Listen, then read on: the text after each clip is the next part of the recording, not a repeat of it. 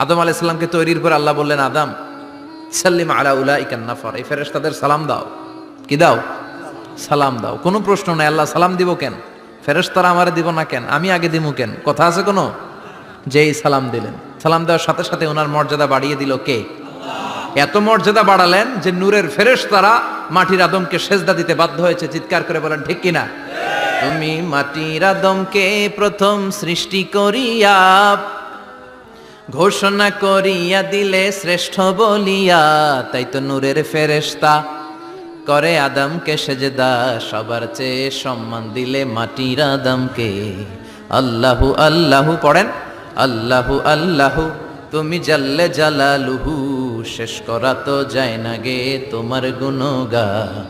আল্লাহু আল্লাহু সুবহানাল্লাহ পড়েন। কি সম্মান আল্লাহ বাড়াই দিলেন। আল্লাহ বললেন, আদম আজকে থেকে তুমি আশরাফুল মাখলুকাত, তুমি খলিফাতুল্লাহ ফিল আরদ, তুমি পৃথিবীতে আমার খলিফা, ভাইস জেরেন্ট অফ আল্লাহ, আল্লাহর খলিফা, আল্লাহর আহকামগুলো পালনের জন্য।